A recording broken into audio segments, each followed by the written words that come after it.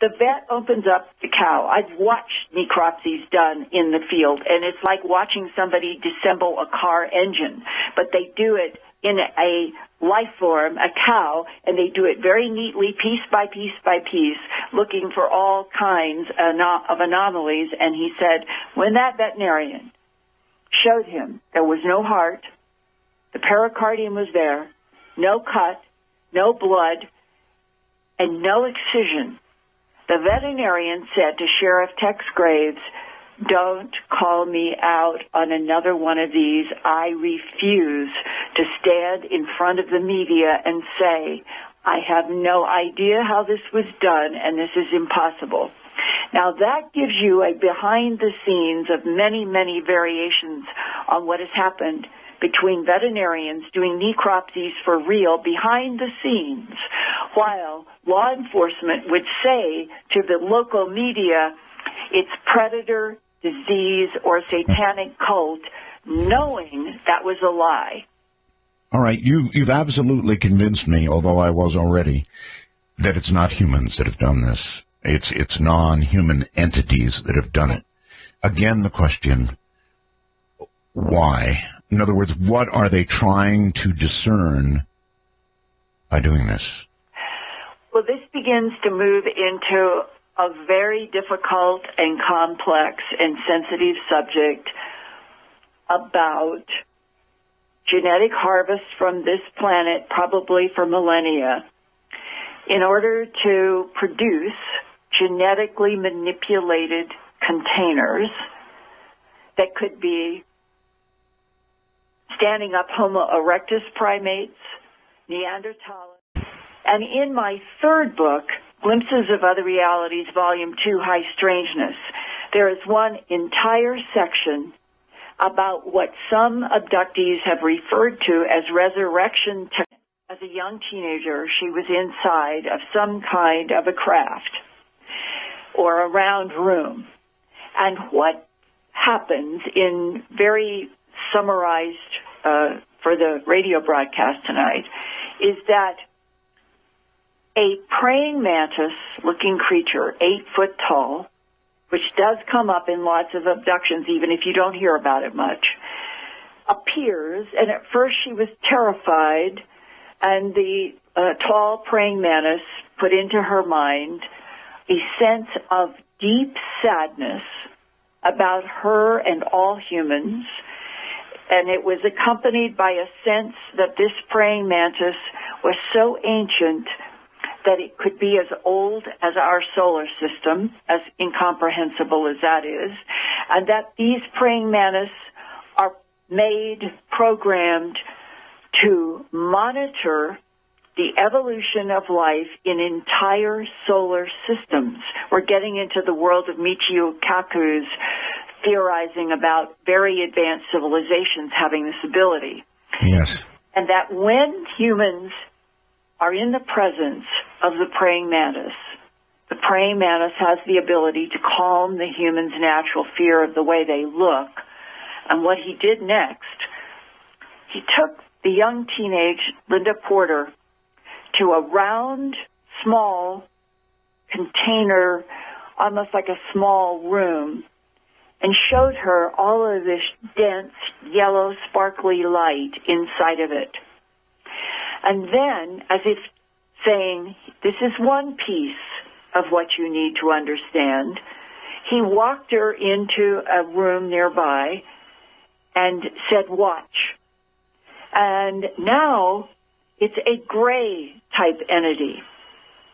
We can get into the distinctions of gray androids that are robots and prime intelligence grays, and that there are all kinds. And now what she's seeing is what I would call more the prime intelligence in the gray category. They have vertical snake eyes. They have gray pebbly skin.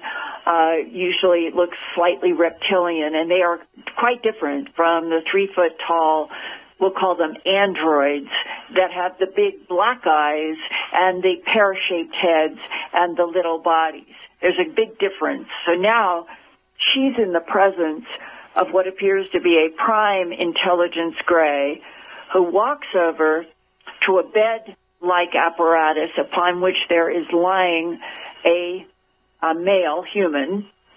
And the gray reaches down, and Linda even asked me, could this be possible? Are they doing this in front of me like a hologram? Because this is what occurs. The gray's long 4 fingers just seem to pass through the man's chest. And out of the man's chest, the great being comes up holding the man's heart and shows it, no blood, totally dry, shows it to Linda Porter, and she gets telepathic thoughts like this. It is important that the entity, and she gets the symbol or gets communication that when they say entity, they are meaning soul, spirit, the animus of life. That the man's entity and this particular container of the man's body, it's important that the soul remain inside of such a container for a longer period of time than the man's body is willing to give, because the man is dying of heart disease. And the gray communicates that they are letting this version of the man die, but over in a tube. And when there's a gesture, now she sees that there are these tubes that have various people in them.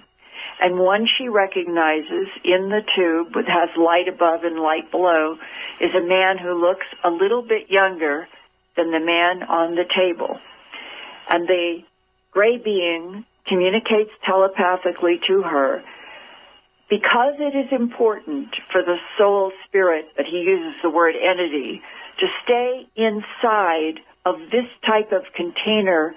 We are going to revivify him in this cloned body, in this tube that we can preserve and control. And we are going to put him in Australia, and in his home in the United States, he will die.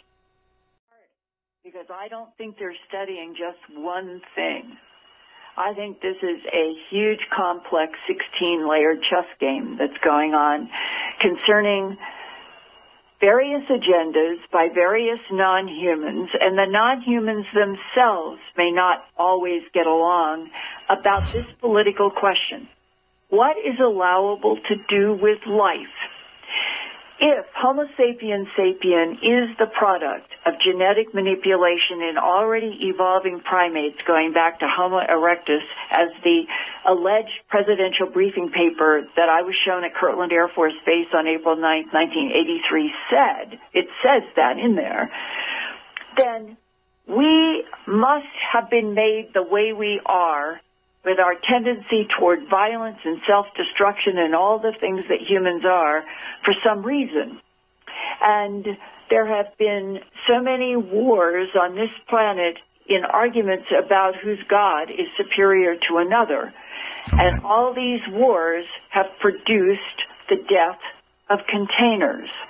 Now, if you step back a little bit wider and you go back to a discussion that I had back in the early 1980s when I was still working on animal mutilations with a man that I later learned his paycheck came from the Central Intelligence Agency, but to the outside world, he would have been a military person. And he told me that he had been exposed to the whole concept of Truman and the Majestic 12, and that he had had some assignments in the military having to do with non-humans in which our government was trying to do rudimentary communication with some type of the grays, that they had found that the very tall blondes and the tall red-haired types wouldn't communicate, and that there was this other group that, here's another thing that no one wants to be true. People will say, the idea of standing up lizards or standing up alligators, it's so repugnant, and they won't go there, even though abductees say this is another type present in all of this. I always ask people who say that's not possible, that's somebody making up a science fiction story. Our own biblical history has a Garden of Eden in which Adam and Eve are there, allegedly as first human form. Right. And what is there also? A very intelligent serpent that communicates with Eve all about things like getting out of the garden and learning about technology, science, life, and all of these things that are called the temptation of Eve and the dropping of the innocence of the first prime Homo sapien. Well, who is that serpent in the Garden of Eden for real? And what is the relationship between the historic reptilian undercurrent in so much religious literature and the gray beings, the prime intelligence with the snake-like eyes, and the tall, blonde, and red-haired humanoids that can have either crystal blue eyes or the blondes have been seen with very gold eyes like the Greeks. And a lot of people don't realize that the Greeks on this planet are the only ones. We seem to be coming to some sort of a critical juncture in the evolution of this planet. The feeling on the whole Earth now reminds me of when you heat up water on a stove. You can see it become sort of jittery, but there comes that moment when it goes from the water just trembling to a full roiling boil. And there is something about right now and going forward that I feel is like that, and that it is more than past time for all of us to be able to share at least some of the profound implications that have been there in front of us for a very long time. And it's partly out of frustration that the governments of the United States, England, and Australia, and Canada from World War II, they know a great deal, and that there have been these policies of denial, allegedly in the interest of national security, that are still ongoing today when they know we're not alone in this universe. They know that there are all kinds of intelligences. And what I started to say just before the break, in December of 1999, a very complex series of connections were made by a man in the World Bank to get a man who was retiring from the Defense Intelligence Agency, who had seen my book, Glimpses of Other Realities, Volume 2, High Strangeness, and was shocked that in that chapter about the resurrection technology and the, we'll call it the revivification or reviving clone bodies to continue on some sort of a monitored living latitude, longitude here on Earth, the DIA guy went to the World Bank man and asked for a meeting. And the meeting had to be on some ground that the DIA guy chose. And I was posed with, would I travel? And all of these things that I've done in my life, and thank God I'm still alive. But I decided that this was worth trying to do this meeting. And when we went to this neutral ground for the discussion, I asked him if he would please tell me at least what he had done for the Defense Intelligence Agency for 23 years before he retired, and these are his words. My job for 23 years was to monitor and analyze the geopolitical territorial conflict of three competing extraterrestrial biological entities on this planet. Wow. That's a quote. And then, in a very long 7 hours discussion, of which I'm just going to share this piece, he said that in the work that he had done, he had been exposed to this we'll call it the tube resurrection technology, but he said, Linda, it is so compartmentalized, it is so classified, that when I opened up your book, and I am seeing an entire chapter with illustrations by many people of exactly what I thought was so classified that nobody knew, he said, that's why I had to meet and talk with you. And he said, and this was the number that I told you I was going to tell you because it's sort of, I was surprised by this. He said that his group, we'll call it that, operated with some sort of knowledge that he seemed to accept as a given, that at least one or two of these Michiokaku advanced intelligences that can get from where they are to here because they can bend space and time and move point to point, that they have been here terraforming and genetically harvesting this planet Earth, and this is a quote, for more than 270 million years. And when he said that, my mind immediately went back to the dinosaurs. And I said to him, you're talking about before the time of the dinosaurs. Way before. And he said, Linda, one of these groups manipulated genes on this planet to produce the dinosaurs. Now, that's not the first time I had heard that. I had actually heard that statement that we're dealing with some sort of an advanced intelligence that was responsible for setting in motion the evolution of the dinosaurs. I'd heard this back in the early 1980s, but like so many people, we go through these evolutionary stages. I had no context to hear it. I was not prepared for such statements in the early 1980s. I was probably barely prepared for the discussion with this man.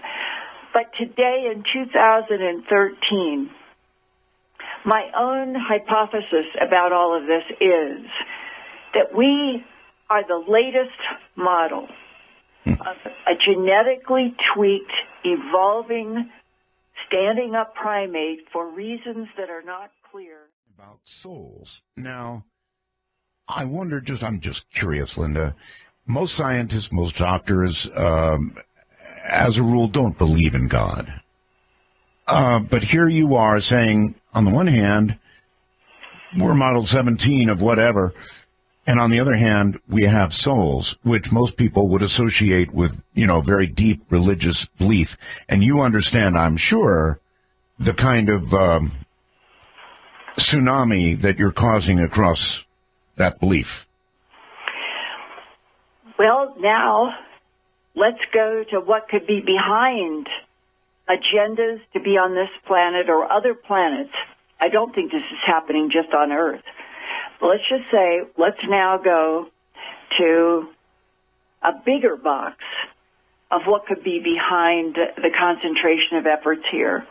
Okay. And this comes to something that I first introduced in Glimpses of Other Realities, Volume 2, in that large chapter in which there are abductees who have had these dealings with these tubes and the resurrection technology, and they all, and this includes now modern interviews that I have done this year and last year and the year before of people still in the abduction syndrome that are still having encounters with these same varieties of beings, and everyone that I have done these interviews with are saying there is a conflict about what is allowable to do with life, and that it boils down to both my book, Glimpses, and modern experiences that I have been documenting at Earth Files more recently, that there is a huge argument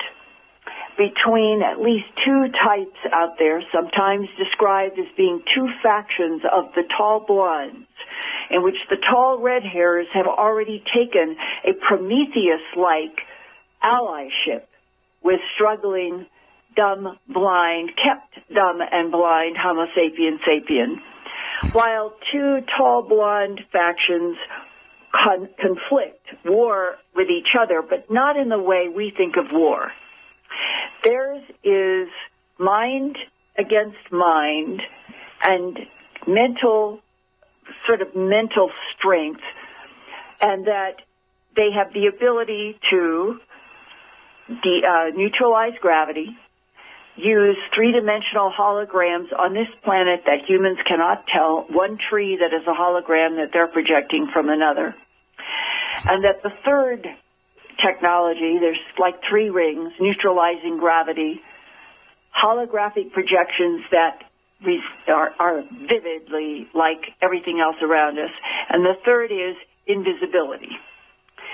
And that you take those three powerful technologies to a conflict, a political argument like Democrats and Republicans, and the issue is one group thinks that the concoction, the evolution, the tweaking, the genetic manipulation of already evolving primates to create ultimately us, that we are less than a roach, because a roach would have evolved somehow naturally in the scheme of the divine field. And that those that are manipulating the DNA on this planet and other planets to create whatever they want, that they are wrong. And that somebody's going to put a stop to that cloning and that manipulation. And that this is the core of the fight that is going on around us, sort of in the unseen. Now, if this is true, if all of these abductees are describing something that would explain why there seem to be different types doing different agendas, ranging all the way from animal mutilation harvests to very inspiring, where people have their minds are inspired or their bodies are healed. The UFO abduction and interaction field covers a wide span on a bell-shaped curve of everything from terrifying and mutilations to the most inspiring and completely healing. Mm-hmm. Now, if we understood the players, in football, we can tell the teams by the colors that they wear on the field. And when they're in a massive ball in the field, we can still tell sort of what's happening, who's on top and who's on the bottom. But when it comes to this gigantic phenomenon of advanced intelligences that manipulate through genetics, through timelines, and through minds, we are helpless. We do not know the players by the clothes they wear, because here's another big part of this whole huge story. I've seen this too much to not, or to say that I do not think what I'm going to say is true is not right. I think what I'm going to say to you is true. That we are dealing with other intelligences who have very complex agendas about the various lives and lives that they harvest and make and continue to study for perhaps this issue about where souls go at the moment of death. But coming back from that, in the process of doing all of this, the issue of being able to go down into a planet, Earth, and never be seen. Mm-hmm. But you have to get down close to study these beings that you want to manipulate and interact with without them ever knowing, because that would destroy what they're trying to accomplish. And that the resurrection technology, all those illustrations in my book, Glimpses High Strangeness, by the abductees, that ability to construct new containers that are indistinguishable from the previous container, the abductees say that the non-humans do that all the time and project them their cells into containers so that there is no way, except with technology of some sort, to tell the roly-poly humans from the humans that are camouflaged, so to speak, for the non-humans interacting with this planet. This is how complicated this gets. Good Lord, Linda, you're actually talking about an invasion.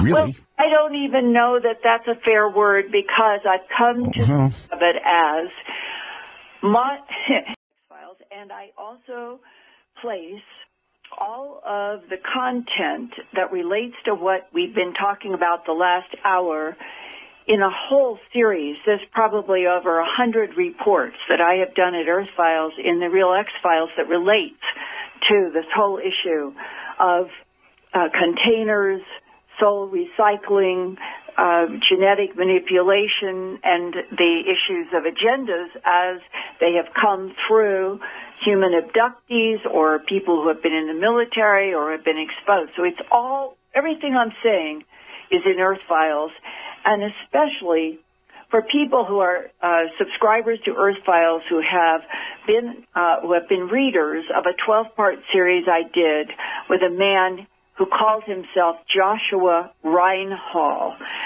Many people responded to that 12-part series that I did about a year and a half ago. That's not his name, but he is a hard-nosed insurance detective in the Northwest.